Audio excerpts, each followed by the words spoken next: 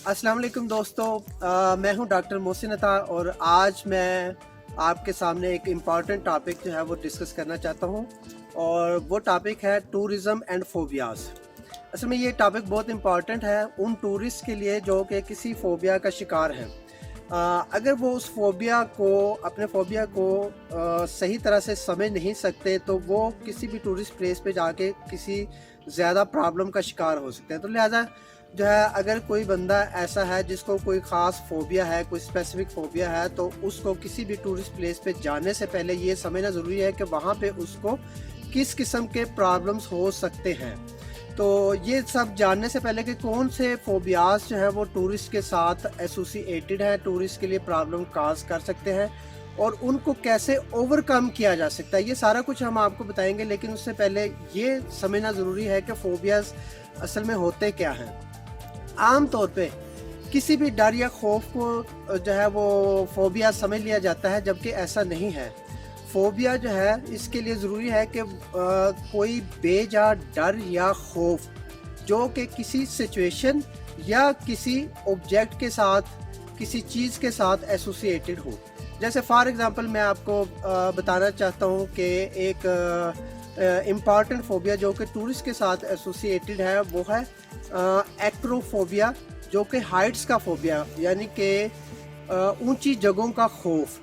ये बड़ा इम्पॉर्टेंट जो है एक फ़ोबिया है, क्योंकि अक्सर हमारी टूरिस्ट प्लेसेस ऐसी हैं जहाँ पे ऊंची प्लेसेस या ऊंची जगहों पे जो है वो टूरिस्ट को जाना पड़ता है। तो वो टूरिस्ट जिनको ऊंची जगहों का खौफ है उनके लिए ज़रूरी है कि वो अपने इस खौफ के साथ जब उस किसी टूरिस्ट प्लेस पे जाएं तो उनको पता होना चाहिए कि उनका ये एक फ़ोबिया है या एक बेजा डर है, बेजा खौफ है, जिसको अगर उन्होंने वहाँ पे सही तरीके से हैंडल ना किया तो उनके लिए ज़्यादा प्रॉब्लमेटिक हो सकता है। तो इसके अलावा बहुत से फ़ोबियाज़ हैं, उनमें से कुछ फ़ोबियाज़ जो है मैं आपके साथ डिस्कस स्पेसिफिकली करूँगा जो कि टूरिस्ट के साथ ही एसोसिएटेड है। तो चलते हैं, बाकी फ़ोबियाज़ भी मैं आपको बताता हूँ। आज की तो मैं दो अहम फ़ोबियाज़ का और क्विकली जो है वो ज़िक्र कर दूँ। उनमें से एक है aerophobia. Basically this is the fear of travelling by air.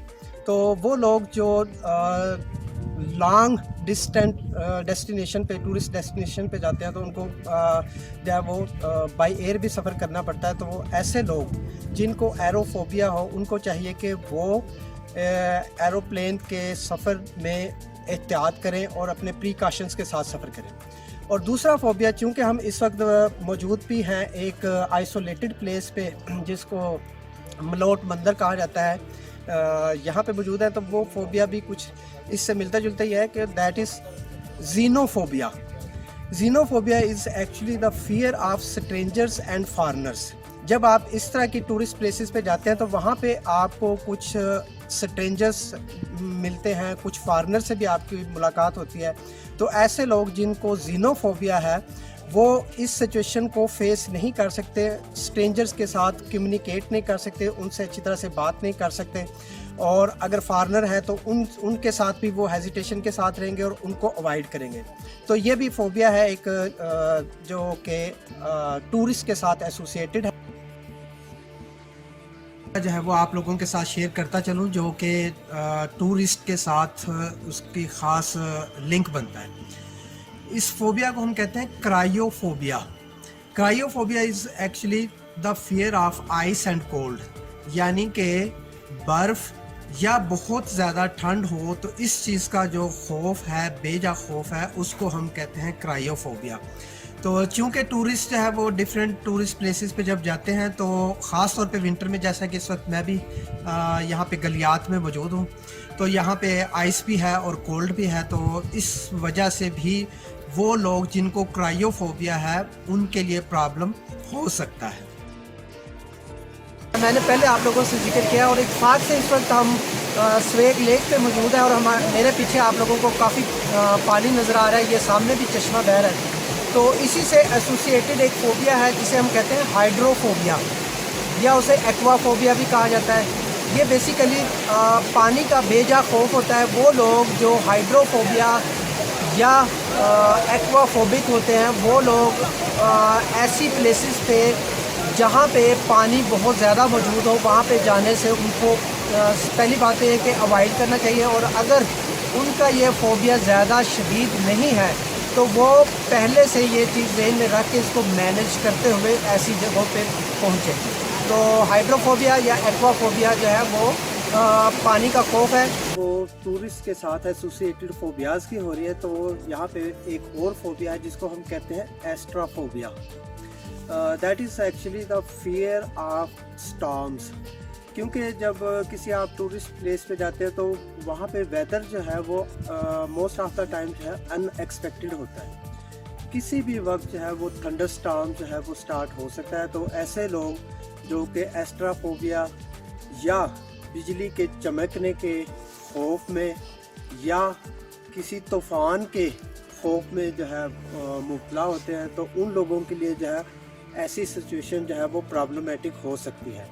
तो ऐसे लोग जब किसी टूरिस्ट प्लेस पे जाएं जिनको पता हो कि वो एस्ट्राफोबिया का शिकार है, तो उनके लिए जो है वो ख़ुसूसी तौर पे जो है उनको ऐसी जगहों पे एहतियात करनी चाहिए। अपनी फैमिली के साथ या फ्रेंड्स के साथ या स्पेशली तौर पे यूनिवर्सिटी और कॉलेजेस के टूर जब किसी टूरिस्ट प्लेस पे जाते हैं तो वहाँ पे एक बड़ी इंटरेस्टिंग एक्टिविटी, एक प्लेयरेबल एक्टिविटी होती है बोन फायर।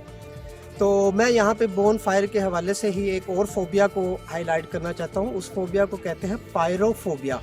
पायरोफोबिया बेसिकली है इरेशनल फियर ऑफ फायर। किसी भी जगह पे अगर आग जल रही है तो ऐसे लोग जो कि पायरोफोबिक हैं वो उस जगह पे पैनिक का शिकार और एंजाइटी का शिकार हो जाते हैं। तो वो लोग जिनको पायरोफोबिया है उनको देखना चाहिए कि वो जिस टूरिस्ट प्लेस पे जा रहे हैं वहाँ पे अगर कोई ऐसी सिचुएशन है जहाँ पे फायर या आग मौजूद है तो वो उसको मैनेज करें और उसके अकॉर्डिंगली जो है वो अपने आप को वहाँ पे उस एक्टिविटी में एंगेज करें।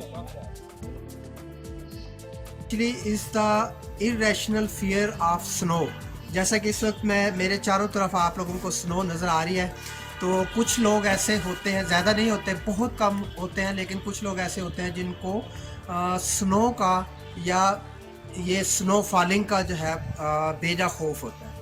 तो वो लोग भी ज़ाहिर है अगर किसी ऐसी टूरिस्ट प्लेस पे जाएं जहाँ पे स्नो है तो उनके लिए प्रॉब्लम हो सकता है उस जगह पे उस फोबिया की वजह से। तो ऐसे लोगों को जो है ऐसी जगहों पे जाने से पहले इस चीज़ को अंडरस्टैंड करना चाहिए कि ये उनका एक प्रॉब्लम है।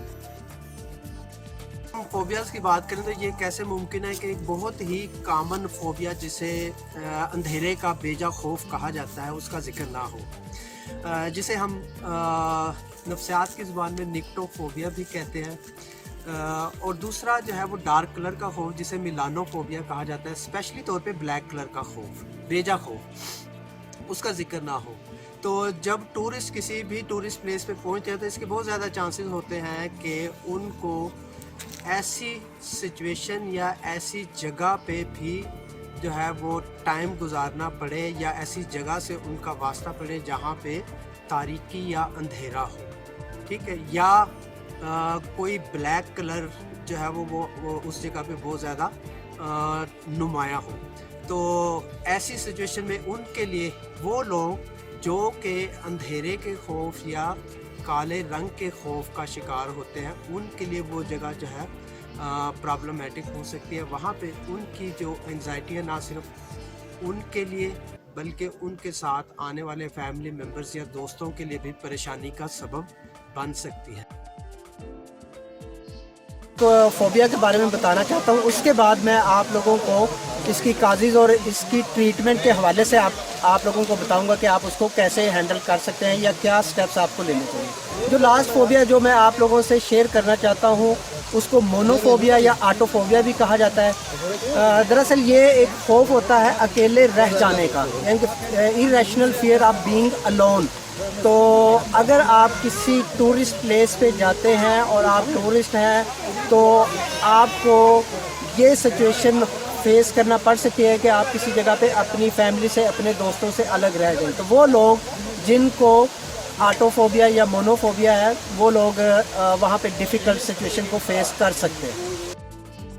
हो रही है फोबियाज़ की, तो बिल्कुल अब लास्ट सेक्शन की तरफ हम पहुँच चुके हैं। मैं आप लोगों को क्विकली जो है वो सम अप करूँगा इसकी काजेज़ और इसकी ट्रीटमेंट के हवाले से और इसके सिम्टम्स के हवाले से, कि वो लोग जो ये जानना चाहते हैं कि उनको कोई फ़ोबिया है या नहीं है, तो उसके हवाले से कुछ सिम्टम्स हैं। जैसे अगर किसी इंडिविजुअल को किसी चीज़ से, किसी ऑब्जेक्ट से या किसी सिचुएशन से फ़ोबिया हो, तो उस सिचुएशन या उस चीज़ के सामने जाते हुए हार्ट रेट तेज़ हो जाएगा, उसका पल्स रेट इंक्रीज़ हो जाएगा, स्वेटिंग स्टार्ट हो जाएगी, ब्रीदिंग डिफ़िकल्टी फ़ील होगी, एक थ्रेट और फियर की कैफियत जो है वो फ़ील होगी, बॉडी में ट्रेम्बलिंग एंड शिवरिंग होगी। ये वो सिम्टम है जो कि एक फोबिक इंडिविजुअल जो है वो एक्सपीरियंस करता है। अच्छा, इसके अलावा जो है इसकी काज़ेज़ भी मैं बताता चलूँ ताकि आपको पता चल जाए कि इसकी काज़ेज़ क्या होती हैं। बिल्कुल सिंपल मैं कोशिश करूँगा वर्ड्स में बता दूँ। इसके जो है मेन जो काज़ेज़ हैं उनमें पहले नंबर पे आती है जेनेटिक, यानी कि आपको विरासती तौर पे भी फ़ोबियाज़ के हवाले से एक्सपीरियंस हो सकता है। वो लोग जिनको विरासती तौर पे एंग्ज़ायटी या तशवीश ज़्यादा होती है, चांसेस होते हैं कि वो किसी न किसी फ़ोबिया को एक्सपीरियंस करेंगे, पहली बात। दूसरी बात है, जेनेटिक्स के अलावा जो है वो एनवायरमेंटल फैक्टर्स हैं। एनवायरमेंटल फैक्टर्स जो हैं उनमें एनवायरनमेंट के हवाले से जो है वो आपका सराउंडिंग में जो है, अगर इस किस्म का एनवायरनमेंट है, आपका कोई क्लोज़ रिलेटिव है जिसको फ़ोबिया है, आपके फैमिली मेम्बर को फ़ोबिया है, तो उसकी वजह से भी जो है ये चांसेस हैं कि आपको भी फ़ोबिया जो है वो हो सकता है।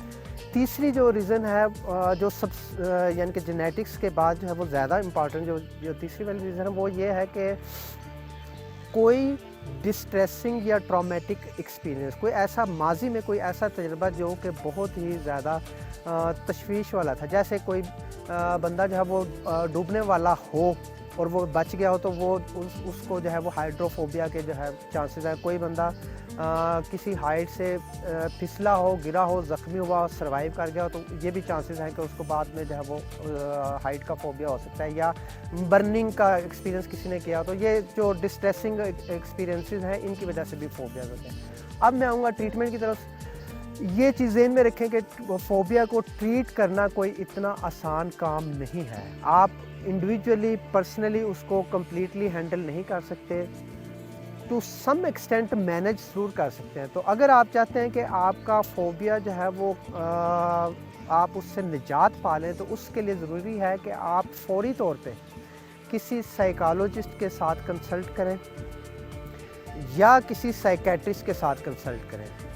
अच्छा, जो साइकोलॉजिस्ट है उनके पास जो है बिहेवियर मॉडिफिकेशन की या फ़ोबिया की ट्रीटमेंट के हवाले से डिफरेंट टेक्निक्स हैं जिनको जो है बिहेवियरल टेक्निक्स कहा जाता है। वो उनके ज़रिए जो है वो इलाज करते हैं और काफ़ी हद तक कामयाबी मिल जाती है। जो साइकेट्रिस्ट है वो आमतौर पे मेडिकेशन का इस्तेमाल करते हैं, जिसमें एंटी डिप्रेसेंट या एंटी एंग्जाइटी जो मेडिसिन है उनको इस्तेमाल किया जाता है। और दोनों का अगर कम्बिनेशन हो, साइकोलॉजिस्ट एंड साइकेट्रिस्ट दोनों की सपोर्ट के साथ अगर आप अपने फ़ोबिया को ट्रीट करने की कोशिश करेंगे, तो सबसे ज़्यादा चांसेस हैं कि आप अपने फ़ोबिया को ओवरकम कर लेंगे। अगर ओवरकम नहीं भी करेंगे तो एट लीस्ट आप उसको मैनेज करने वाली पोजीशन में ज़रूर आ जाएंगे। तो लिहाजा किसी भी सूरत में जो है, अगर आप किसी फ़ोबिया का शिकार हैं, तो बिला ताख़ीर किसी साइकोलॉजिस्ट या साइकेट्रिस्ट के साथ कंसल्ट करें और उनकी जो है गाइडलाइंस के मुताबिक जो है अपने आप को इस फ़ोबिया से निजात दिलाने की कोशिश करें। Thank you.